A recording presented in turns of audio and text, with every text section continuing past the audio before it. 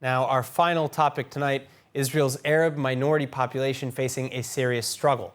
Violence in the Arab sector, a longtime issue, seemingly getting worse by the day. And this is despite many politicians' focus and billions of shekels in investments over the years.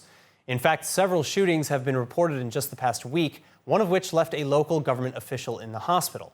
So all eyes are now resting on the Arab raam party, and whether its new $9.1 billion budget for reforming the Arab sector will make any difference.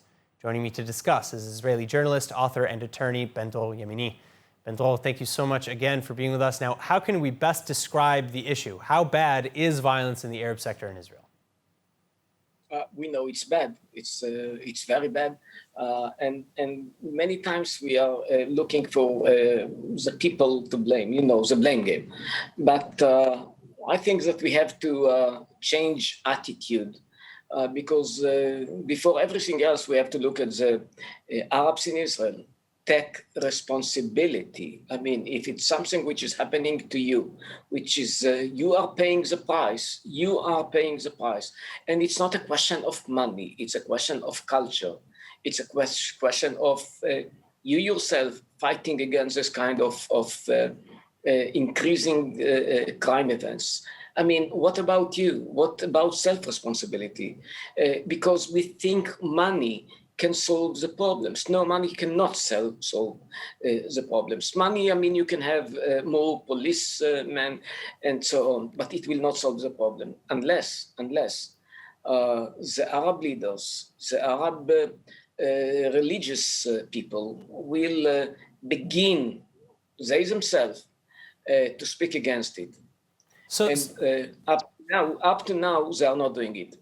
All right, so Mansour Abbas, does his new plan effectively address these issues? Because, as you said, throwing money at this blindly is not going to solve it, of course. So we have a $9.1 billion plan under Mansour Abbas. Is that going to work? We know, I mean, for many years now, I know about him. Before it was, his connection with Benjamin Netanyahu was famous. He has a good will. He really wants to change things.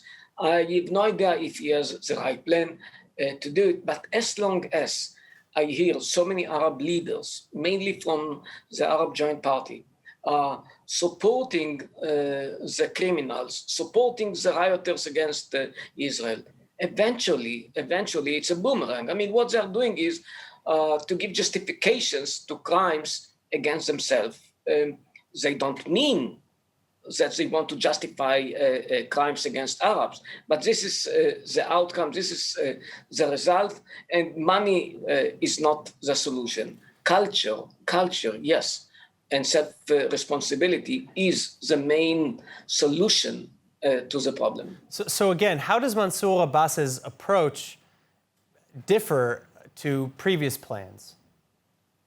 I don't know if any of us, I mean, I don't know about his plans. I don't know about what he's going to do with the money.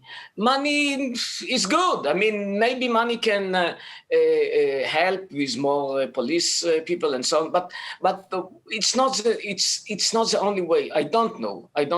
Nobody, by the way, saw what is his plan in order to solve the problem. I did not see it. I don't think it was published, so I guess maybe he is working on it.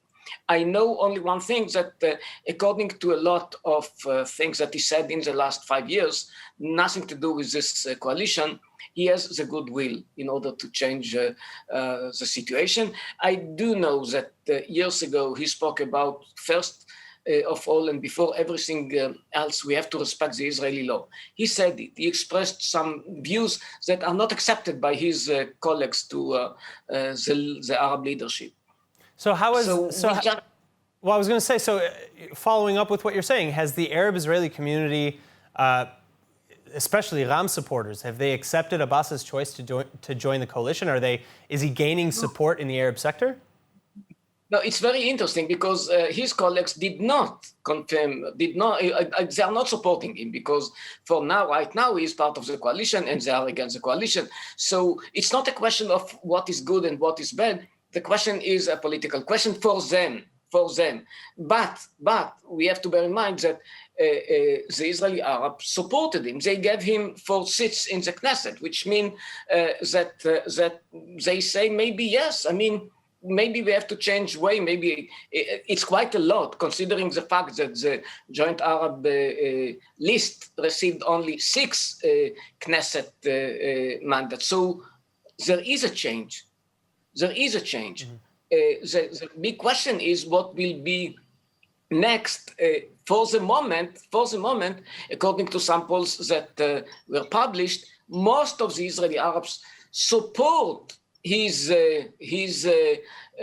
joining the coalition. Yes, they support it, but now they are all waiting for results, and nobody knows if it's going to work or not. Money is not the problem. Money is going to receive as much as he wants. The question is what will be the result. All right, Ben Dror Yemini, as always, thank you so much for joining us. Thank you for having me.